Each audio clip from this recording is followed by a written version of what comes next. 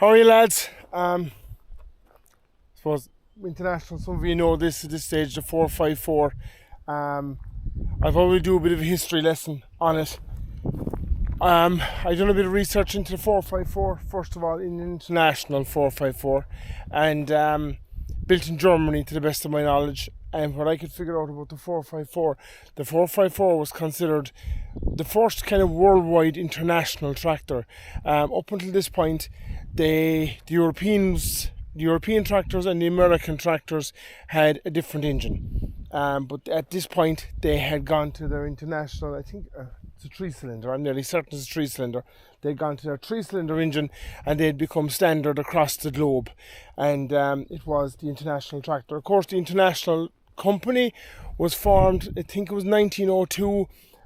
Going back before that again, it was Cyrus McCormick who came up with the Reaper. The Reaper was basically a cutting bar that would cut the corn. It was actually Cyrus McCormick's father, apparently, that came up with the original idea, and Cyrus McCormick then carried it on from that. And I think it was something in the 1830s that the first Reaper was came up with, and it went from there.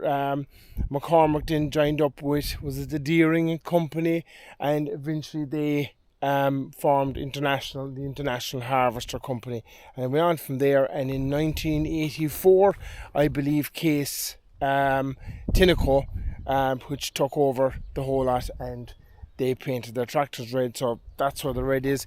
And for those of you that don't know, the Farmall tractor, it was a tractor, the theory was the tractor could farm all, it could farm everything, but not for the tractor today. It's for the implement in the back of it. It's a very clean, a very fresh Mower Bar. This is it here. It's actually a New Holland Mower Bar. I got it recently off a fella. I don't know, someone can tell me a bit more about it. It's a Perry New Holland, manufactured in England. There you can see it there. There's no year on it. I did a bit of research into it. The serial number, if anyone can tell me, is 448W3178, model number 448. It's a lovely little Mower Bar. This evening I'm going doing a small bit of volunteer work for a friend of mine. He's a bit of a garden to cut, and I didn't want to be talking to my GoPro behind in his yard, and he kind of looking at me as if I had about 4 heads. But yeah, that's it. It's basically, this is basically what Cyrus McCormick and his father invented. They invented a Reaper. This is basically the cutting bar. This knife goes up and down, and it goes along. These are the fingers, and the grass goes back, and you can see I've done a bit of cutting already, and it cuts the grass. This is basically what Cyrus McCormick and his father invented, and it went on, of course, to the International Harvester Company in 1902, I think it was. International Harvester was actually the biggest company in the world. It was the biggest company in the world in 1902. Like, I suppose nowadays we all know of John Deere. John Deere is a serious player in the market. But in 1902, John Deere wouldn't have touched these fellas. John Deere was nothing compared to them. John Deere, I suppose, put it another way, like, I suppose when you're in business, you're probably looking at competition. It's a bit like me, I suppose. I'm doing YouTube because I love it, and I love this. It's not because I'm getting highly paid off it. No, definitely I'm not. But I'd be looking at other fellas, and other fellas are YouTube, and how many subscribers are they gaining every couple of months, and how many subscribers am I getting? But if you haven't already, like and subscribe if you can. But in 1902, John Deere wasn't even in the competition. It was there, but it wasn't even in the running to compare with International. Or even go back to 1901, the McCormick Company. John Deere wasn't. He wasn't even in the vision, in the far distance. John Deere wasn't there, and even, to be honest, Ford probably wasn't there. But it's amazing how the wheel will turn, and what was which was the biggest company in the world in 1902, disappeared in 1984. Just less than 80, just slightly more than 80 years. Am I right in saying that? But like, this tractor is a beautiful tractor.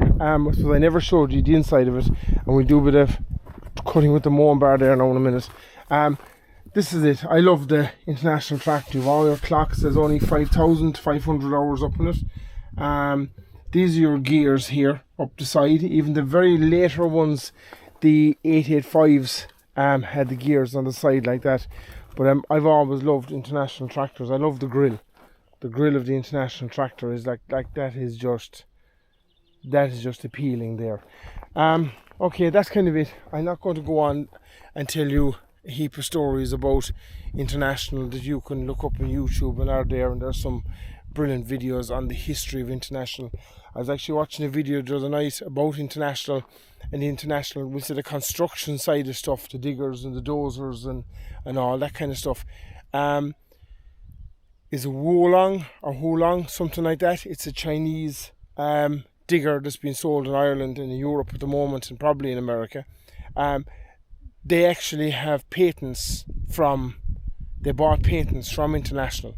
And so some of the, I think it's Holong, something like that, they actually have, it's part of their, so the International really is still on the go.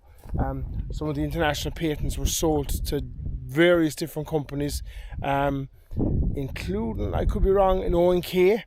A lot of American companies, when International, when they went to liquidate the company, obviously Tineco bought the tractor side of things, but the patents were sold also as well, and different companies bought the patents. Right, I'm going to sit up in this. I have a small bit of cutting to do outside that hedge, and we'll do a bit of drone work there this evening as well.